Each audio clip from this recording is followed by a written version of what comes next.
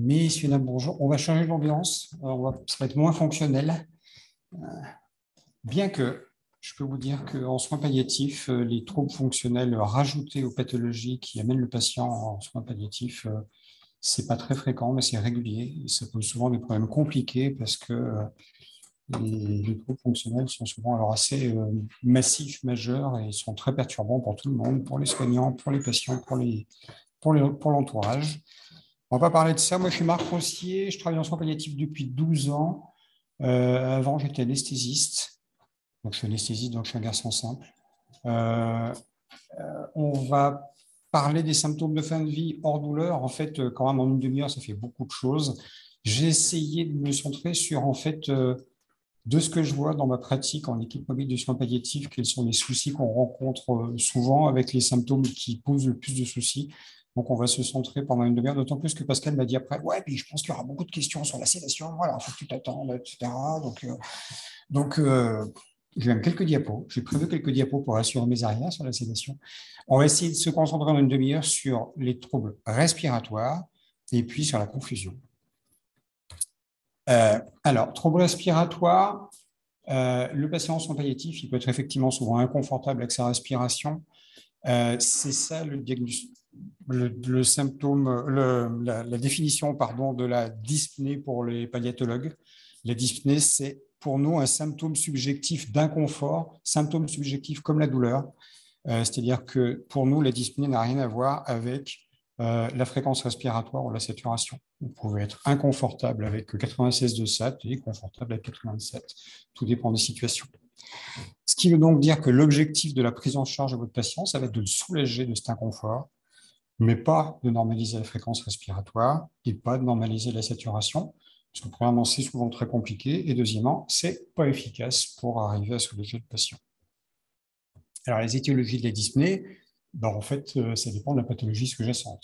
Les étiologies sont peut-être multiples et très variées, que ce soit une lymphangite carcinomateuse, que ce soit une embolie pulmonaire dans le cadre de pathologies cancéreuses évoluées, des épanchements pleuraux, acidiques, une insuffisance cardiaque décompensée, un sepsis au niveau pulmonaire ou ailleurs, une anasarque, etc. Donc, on comprenait bien que pour la prise en charge de la dyspnée, il va quand même falloir prendre en partie en charge votre pathologie sous-jacente. Donc, ça veut dire que la prise en charge de la dyspnée, elle n'est pas univoque.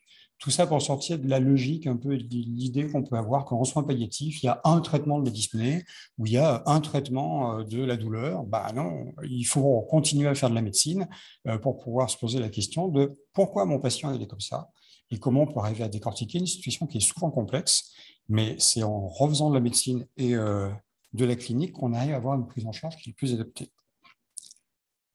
Globalement, la conduite à tenir à avoir pour essayer de soulager votre patient de la dyspnée, c'est de optimiser le traitement de la pathologie sous-jacente du mieux possible. Uniquement secondairement, si cette prise en charge est insuffisante, c'est traiter le symptôme dyspnéique par lui-même. Mais parfois, en traitant la pathologie sous-jacente, vous arrivez quand même à bien soulager le patient de sa dyspnée.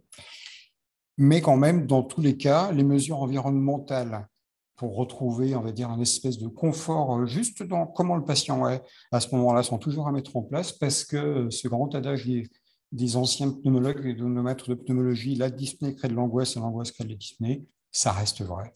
Les troubles respiratoires, les symptômes respiratoires sont probablement ceux qui sont le plus angoissants pour le patient. Alors, traiter la pathologie sous-jacente, je ne vais rien vous apprendre sur cette diapo.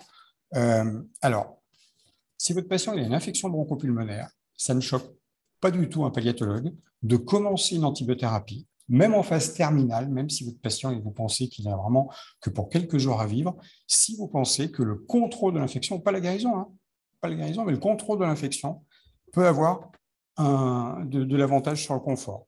C'est-à-dire qu'un patient qui aura moins de syndrome inflammatoire, donc moins d'hypersécrétion au niveau des voies supérieures, une toux moins productive, une fièvre à 38,5 au lieu que ça soit 40, il va y gagner en confort, il sera mieux. Donc, ça peut très bien avoir le coup de commencer une antibiothérapie, même dans une phase très terminale. Nous avons un point commun avec les internistes, c'est qu'on prescrit beaucoup de corticoïdes. Et que globalement, ça peut valoir le coup de mettre une corticothérapie par voie générale si vous pensez qu'il y a une part œdémateuse inflammatoire importante dans le cadre de votre pathologie. Votre patient patient qui a une lymphangite carcinomateuse ou un schématome pulmonaire important, la seule chose sur laquelle vous pouvez jouer, c'est sur la partie œdémateuse périlésionnelle. Et les corticoïdes peuvent vraiment avoir une efficacité assez importante sur le confort du patient. Juste rappeler qu'on est hors AMM, mais que les corticoïdes, ça passe bien en sous-cut. Si vous n'avez plus de voie IV, méthylprednisolone par voie sous-cutanée, ça passe pas mal du tout. Et puis, globalement, traiter toutes les causes potentielles de décompensation de la fonction cardiaque, quoi. Que ce soit ponctionner les épanchements s'ils sont importants et s'ils sont suffisamment importants pour retentir sur la mécanique respiratoire et optimiser du mieux qu'on peut le traitement de l'insuffisance d'organes. Votre patient, il est inconfortable, votre patient, il a du mal à respirer, on a un peu tendance à sauter sur les aérosols. Les aérosols n'ont un intérêt qu'uniquement si votre patient il est spastique. Hein. Si vous avez une autre cause de dyspnée, vous n'allez pas améliorer la dyspnée en lui mettant des bêta-mimétiques ou des atropiniques. Hein. Les bêta-mimétiques, ils vont pas diminuer l'œdème dû à une lymphangite carcinomateuse. Et on verra même que ça peut être plutôt délétère. Les mesures environnementales, c'est tout con. C'est vraiment, vraiment du soin de base. Et pourtant, c'est fondamental dans ce genre de situation. La dyspnée crée de l'angoisse, on l'a dit. Et l'angoisse, c'est la vite fait de passer du patient au soignant, à la famille autour, et que tout le monde flippe et que tout le monde aggrave en fait ce que notre collègue parisien disait tout à l'heure, la sensation qu'on peut avoir, l'espèce d'anticipation qu'on peut avoir de la situation inconfortable dans lequel on est. Donc, il est important de rassurer et diminuer l'angoisse pour le patient, pour la famille, mais aussi pour les soignants. Revoir tout bêtement l'installation du patient. Souvent, la meilleure solution, c'est demi-assis et ouvrir les vêtements et créer un courant d'air. Alors, souvent, on peut avoir l'impression que les soins palliatifs, c'est un peu de la cuisine et que c'est un peu des recettes de cuisine qu'on se transmet de génération en génération. Je vous ai quand même mis quelques références biblio pour montrer que quand même, en soins palliatifs, quand j'en ai parlé à Pascal, je lui ai dit, ouais, il faut que j'enlève quelques diapos, ça j'y suis pas arrivé, et puis il faut que je rajoute quelques références pour montrer que même en soins palliatifs, on lit le Lancet des fois. Donc il y a quand même quelques références biblio pour montrer que ce que je vous dis, il y a quand même des preuves, dans l'evidence-based medicine. Donc le ventilateur, c'est-à-dire le débit d'air au niveau du visage, c'est un facteur extrêmement important pour arriver à diminuer la sensation d'inconfort. Vous avez même des revues systématiques de littérature qui est extrêmement claire sur le fait que mettre un ventilateur, arriver à avoir de l'air au niveau du visage du patient, diminue la sensation de dyspnée pour le patient. Et puis, parfois, il faut quand même traiter le symptôme dyspnéique par lui-même. Alors, on va être parfaitement honnête, le symptôme dyspnéique, c'est celui qui est le plus frustrant, parce que c'est celui où on a le moins de traitement vraiment efficace. Alors, le traitement médicamenteux de première intention de la dyspnée, c'est les morphiniques. En fait, les morphiniques, ils ont été bien étudiés dans le traitement en première intention de la dyspnée chronique, chez le patient BCO, chez le patient insuffisant respiratoire, suivi par les pneumologues sur le long terme. D'accord ? Ça agit en diminuant l'hyperexcitation des centres respiratoires. C'est cette hyperexcitation qui est responsable de la sensation de dyspnée. Et d'où elle vient, cette hyperexcitation des centres respiratoires? En fait, elle vient, dans une théorie physiopathologique, de la dissociation neuromécanique. On pense toujours que le patient est dyspnéique parce qu'il est hypoxique. C'est pas vrai. Enfin, c'est très peu vrai. Le patient, il est dyspnéique, il est inconfortable avec sa respiration parce qu'en fait, il y a une dissociation entre ce que ressentent les centres respiratoires et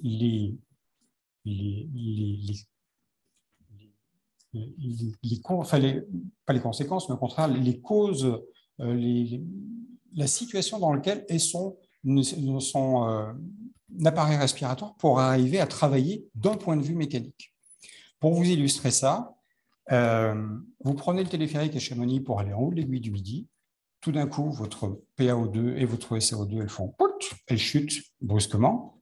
Vous êtes hypoxique et pourtant, vous vous débrouillez, vous faites avec. Ce n'est pas extrêmement confortable, mais vous faites qu'avec. Notamment parce que votre corps, il a quand même des capacités d'adaptation.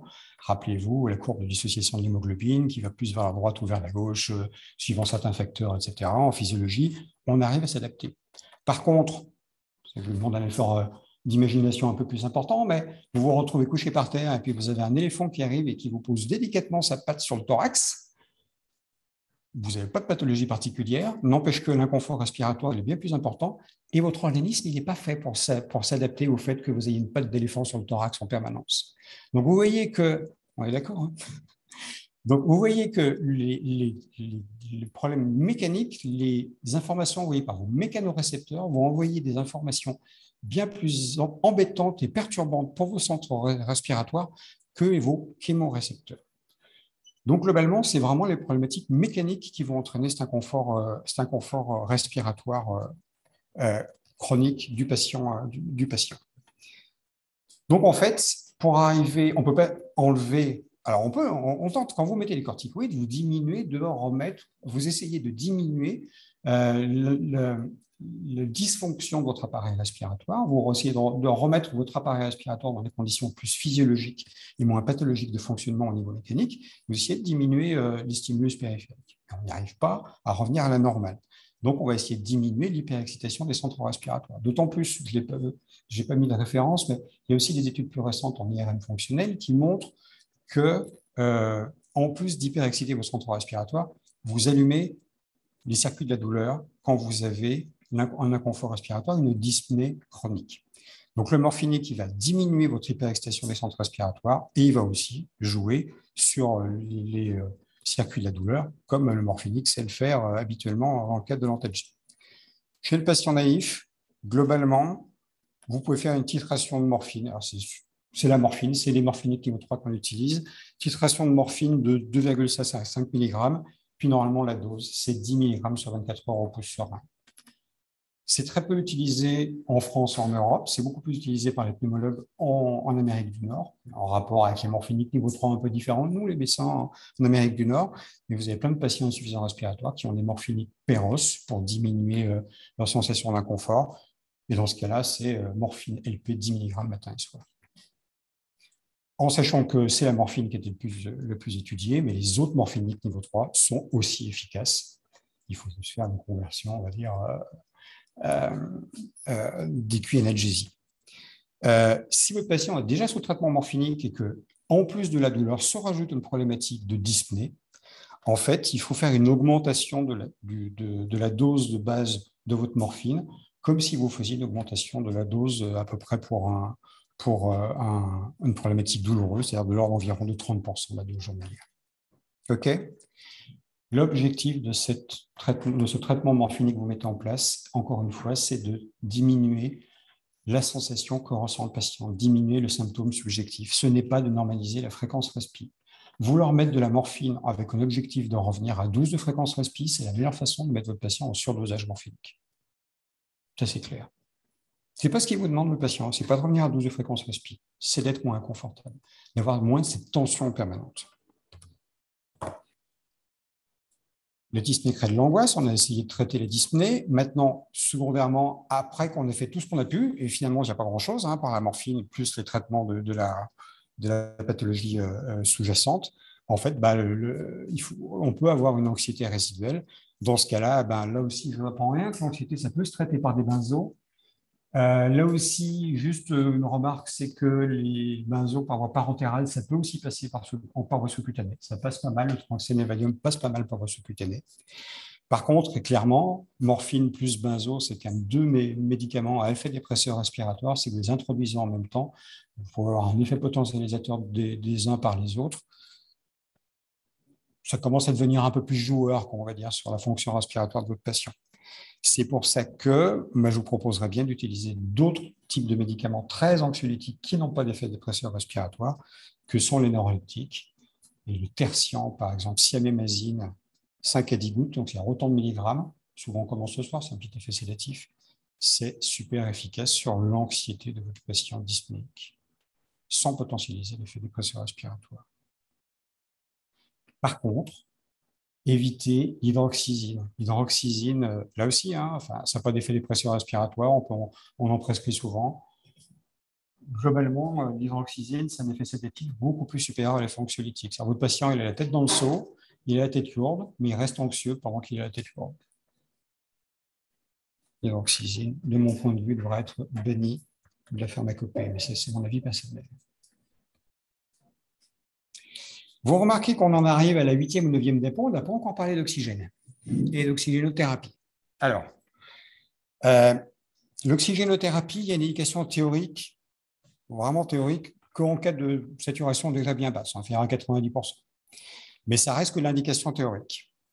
Ça peut être tenté, on commence un peu par les conclusions, enfin bon, ça peut être tenté aux lunettes, qui est mieux supporté qu'au masque, à un certain débit, mais pas plus de 3 litres par minute, et ne doit être que poursuivi qu'en cas, encore une fois, de soulagement subjectif du patient, sans objectif de normalisation de la saturation. Vous vous en foutez encore une fois de normaliser votre saturation. La question, c'est est-ce que l'oxygène va améliorer, enfin le débit d'oxygène que vous mettez dans le nez va améliorer le confort du patient. Mais en fait, ce que demande le patient quand vous mettez l'oxygène sur le nez, encore une fois, c'est pas d'avoir une FiO2 qui augmente, c'est d'avoir la sensation de courant d'air au niveau de ses voies aériennes supérieures. Et ça a bien été montré dans cette étude du Lancet, où globalement, c'est une étude randomisée en double aveugle. Vous avez des patients avec des dyspnées chroniques un peu tout venant sur la pathologie sous-jacente. Et en fait, ils étaient randomisés entre en fait, il y avait un extracteur d'oxygène, mais en fait, certains de ces extracteurs, en fait, on les mettait en marche, mais le tuyau était coupé dans la machine. Donc, en fait, on recevait bien de l'air et pas plus d'oxygène. Et il n'y a aucune différence que vous administriez de l'oxygène ou de l'air dans vos lunettes au patient sur la sensation de soulagement que pouvait avoir le patient. OK. Il n'y a pas de parallélisme entre la dyspnée et la saturation. Et finalement, la conclusion sur l'oxygène dans la phase palliative, assez avancée, mais même finalement, à part les indications de pneumologue, les indications globales d'oxygénothérapie pour la dyspnée en soins palliatifs, et ben, je crois que le titre de cet article de 2013 résume tout. Oxygen is non beneficial for most patients who are near death. Point.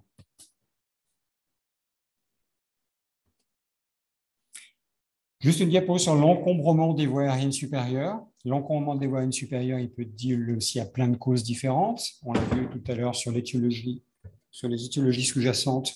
Encore une fois, ça peut avoir le coup de mettre des antibiotiques, ça peut avoir le coup d'essayer d'optimiser votre fonction cardiaque si vous en avez le temps pour que votre patient il soit moins en OAP, etc. Par contre, dans le cadre des râles terminaux, il peut être important de diminuer en fait la fabrication de sécrétions au niveau des voies aériennes supérieures, parce que votre patient ne sécrète pas plus que normal. Par contre, il est incapable de faire quelque chose de ce qui arrive dans sa gorge. Il ne tousse pas, il ne crache pas, il n'avale plus. Donc, globalement, il faut faire un traitement spécifique. Si vous aviez rêvé de lire des pages sur la physiologie de la fabrication des sécrétions des voies aériennes supérieures, je vous recommande cet article de médecine palliative, Soigner les râles terminaux, où personnellement, j'ai appris que dans les sécrétions, en fait, il y avait deux phases. Il y avait une phase muqueuse et une phase aqueuse.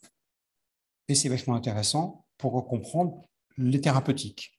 Les thérapeutiques, c'est un traitement anticholinergique, puisque la sécrétion de la partie muqueuse est sous stimulation du parasympathique.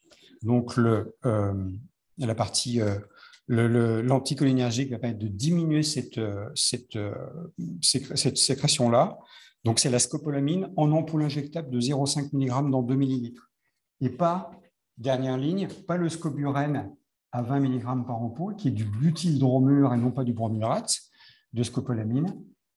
Et pas non plus le scopoderme, qui certes est de la scopolamine, mais vous avez 1 mg qui diffuse sur 72 heures, alors qu'en fait, là, quand vous mettez du bromhydrate de scopolamine, on revient en haut de la diapo, en fait, globalement, votre patient il a besoin de 1,5, 2, 3 mg sur 24 heures pour être à peu près sec, j'allais dire.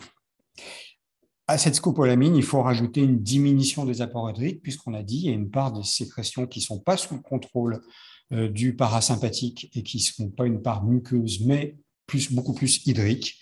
Donc, il faut diminuer les apports hydriques, comme disent les néphrologues ou les réanimateurs. Il faut mettre le patient sur le versant sec en diminuant les apports à 500 ml, tout compris sur 24 heures. Donc, tout compris, ça veut dire les perfusions, des différents traitements, etc., des pousses seringues. Et vous pouvez même diurétiser un peu votre patient sur 2-3 jours pour essayer de lui faire perdre la flotte qu'il peut perdre. Si vous avez un état inflammatoire important, même sans infection, enfin oui, enfin, un état inflammatoire important, on peut aussi rajouter une corticothérapie par voie parentérale, mais vraiment les deux piliers, c'est scopolamine et diminution des apports hydriques. Les aspirations, ça n'arrive qu'en dernier recours, parce que quand vous aspirez votre patient, vous traumatisez la muqueuse. Si vous traumatisez la muqueuse, vous entraînez un état inflammatoire chronique qui entraîne une hypersécrétion et vous avez perdu. Et il n'y a dans ces conditions aucune indication d'aérosol, puisque ça se passe au niveau des voies aériennes supérieures, pas au niveau du poumon profond, et que globalement, votre aérosol ne va faire que ramener du liquide dans votre gorge, alors que votre patient il a des capacités de taux et de déglutition qui sont diminuées, si ce n'est complètement abolies.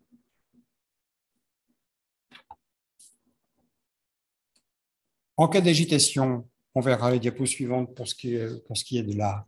Parce que quand même, votre patient très dyspnéique peut tellement pas bien qu'il peut être agité. Et soyons quand même tout à fait honnêtes, la dyspnée est en fin de vie probablement un des rares très bonnes indications de sédation.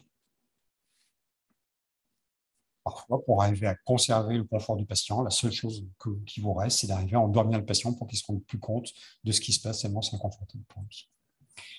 Faites attention quand même à ce que votre patient ne soit pas dyspnéique parce que juste il a des troubles respiratoires obstructifs. Votre patient très fatigué, en décubitus dorsal, sa langue tombe en arrière, vous avez un trouble obstructif, c'est pas de lui mettre de la morphine ou c'est pas de lui mettre de la scopolamine qui va servir à grand chose. Donc là aussi, c'est important de pouvoir en faire un peu de la clinique toute bête et de voir si en mettant votre patient en décubitus latéral, tout d'un coup, ça s'améliore.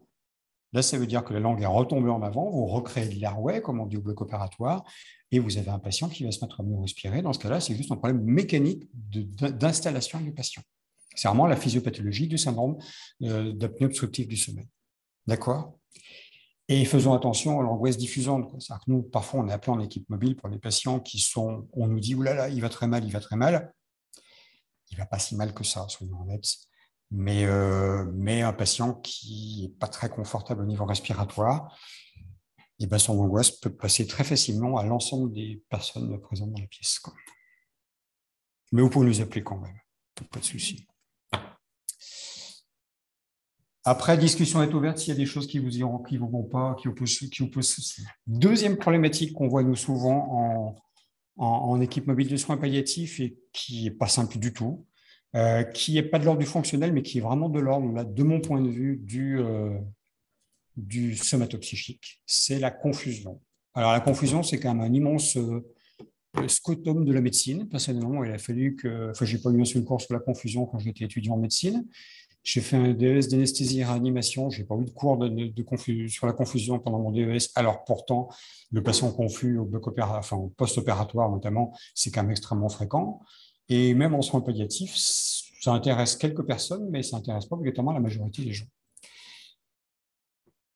S'il y a un article à lire, et en plus c'est en français, Reich, c'est un psychiatre qui travaille à Lille, médecine palliative 2011, vous avez tout en quelques pages, c'est vachement bien fait. Alors la confusion, c'est quoi? La confusion, c'est un dysfonctionnement cérébral global non spécifique, souvent transitoire et réversible, témoignant d'une souffrance cérébrale secondaire à des processus organiques.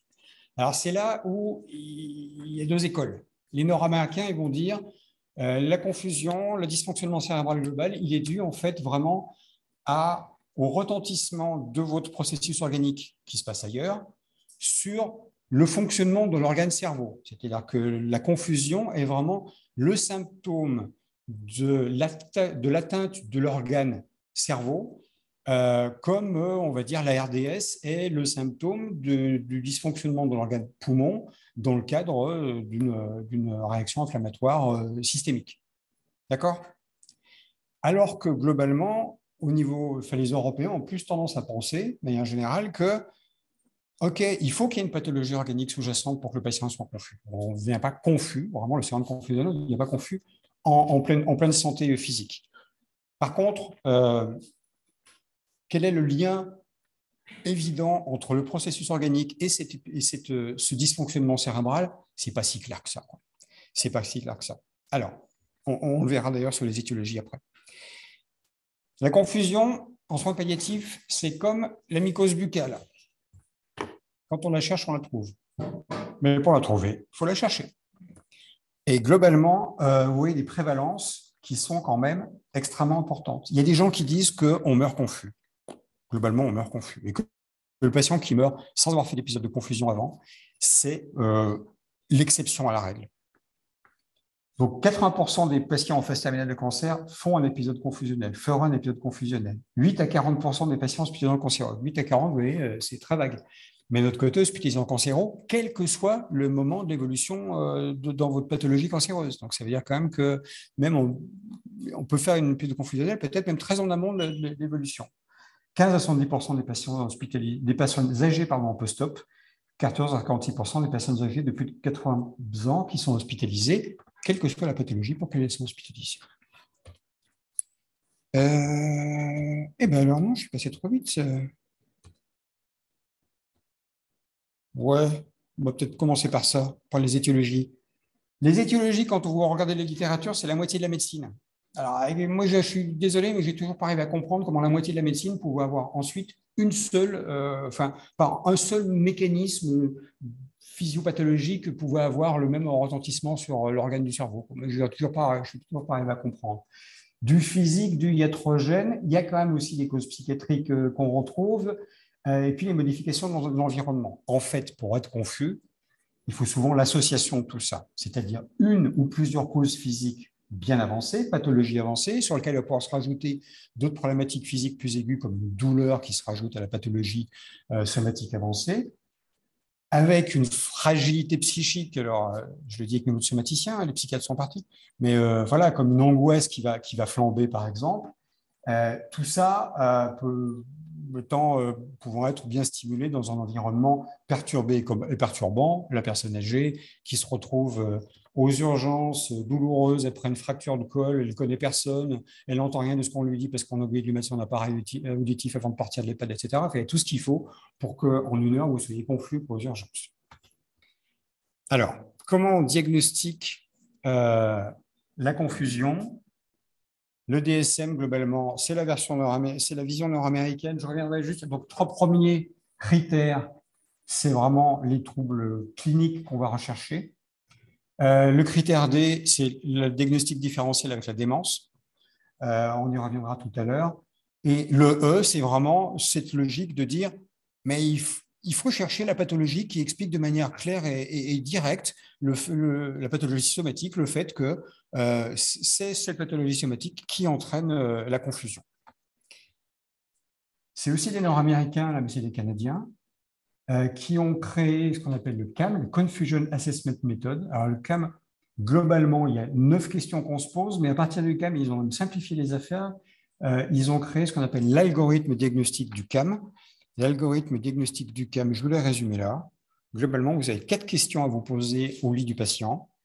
Début soudain et fluctuation des symptômes. Ça revient à ce qu'il y a dans le DSM-5, c'est est-ce que c'est des troubles neuropsychiques qui sont dus à une confusion ou à une démence? Si ça arrive soudainement et si c'est très fluctuant dans la journée, c'est plutôt une confusion qu'une démence. Faites attention. Le fait même que les symptômes soient fluctuants dans la journée fait partie du diagnostic de la confusion. Donc, ce qui veut dire que si l'équipe vous dit 3 jours de suite, cette nuit à 3 heures du matin, monsieur X, il a foutu le bordel, il criait, il a passé le barrière en dehors du lit, vous laissez en aller du service, et que vous, à 10 heures du matin, vous le voyez tranquille dans son lit, et qu'il vous répond et qu'il n'a pas orienté, il ne faut pas vous dire, ah ben non, il n'est pas confus là. Le fait même que les symptômes soient fluctuants dans la journée, au contraire, doit faire renforcer le questionnement sur le diagnostic de confusion. OK? Vous voyez ce que je veux dire? Voilà. On a le droit de rajouter une nuit, ajouter plusieurs nuits, même si on est bien à 10 heures du matin, c'est de la confusion. Deuxième critère, c'est l'attention. C'est-à-dire le patient qui vous avez posé une question et avant d'avoir fini votre question, en fait, le patient, il saura déjà plus ou que vous êtes là, il sera en train de regarder le plafond ou regarder autre chose. L'autre critère 3, c'est la désorganisation de la pensée. C'est le classique coq à l'âne ou un discours totalement incohérent. Et le critère 4, c'est l'état de conscience autre que alerte. C'est-à-dire vous, au début de mon intervention, maintenant je ne sais plus, mais c'est-à-dire le patient qui peut être soit léthargique, soit trop endormi, soit au contraire hyper alerte. C'est-à-dire le patient qui va passer de je vous écoute, puis après je regarde la mouche sur le mur, et puis j'entends du bruit dans le couloir, et puis j'entends la moto dans la rue, et il va être stimulé par tout ça de manière équivalente. Quand vous avez 1+2 plus une réponse positive au critère 3 ou au critère 4, globalement avec une très bonne valeurs prédictives positives et négatives, votre patient, il est confus. On voit toujours le patient confus comme un patient qui va être agité, qui va foutre le bordel dans le service. Faites gaffe à ce qu'on appelle les formes hypoactives, c'est-à-dire le patient avec ces symptômes-là, mais trop calme, plus calme que d'habitude, trop calme. Et le grand classique, c'est la forme mixte, c'est-à-dire le patient qui va foutre le bordel à 3 heures du matin, mais par contre qui dans la journée est complètement sédaté et endormi. C'est l'inversion du cycle tuméral classique. Alors, Pascal m'a demandé du pratico-pratique, c'est du pratico-pratique. Ce n'est pas de la grande médecine, mais vu qu'en tant qu'interniste, vous allez faire probablement des carrières hospitalières, des patients confus dans votre service, vous en aurez toute votre carrière, et ça peut quand même rendre service. De mon point de vue, moi, quand je suis appelé dans un service où il y a un patient qui est confus, rechercher l'étiologie somatique en première ligne, c'est vraiment les trucs basiques, le globe urinaire, le fécalome, la douleur aiguë. Les autres étiologies somatiques, c'est dans un deuxième temps. L'autre jour, je suis dans un service où l'interne me disait « Ouais, non, mais c'est bon, il était confus, mais il avait une petite hypercalémie, donc je lui ai donné du Calixalate parce que l'hypercalémie, c'est connu pour donner des confusions. » Oui, peut-être. Mais quand même, tu me permettras de remettre une main sur la vente de ton patient quand même. Ben voilà quoi. Les autres étiologies, il faut que vous la cherchiez après. Mais vraiment, c'est les 3 trucs basiques. Il faut être sûr qu'il n'y ait pas ça pour votre patient. Et quand même, il faut aussi rechercher une majoration d'anxiété. Un patient qui est dans un état somatique un peu limite, avec un cancer évolué, mais ça va à peu près, et puis tout d'un coup, on lui a annoncé la veille que son dernier scanner était mauvais, que ça évoluait, et que globalement, on ne savait pas si on allait discuter les RCP, la 4e ligne de chimiothérapie ou pas. Ça suffit quand même sans que lui ait de ressenti somatique différent, cette mauvaise nouvelle et l'anxiété qui va avec peut suffire à ce qu'il rentre quand même dans un état confus. Ça, c'est clair.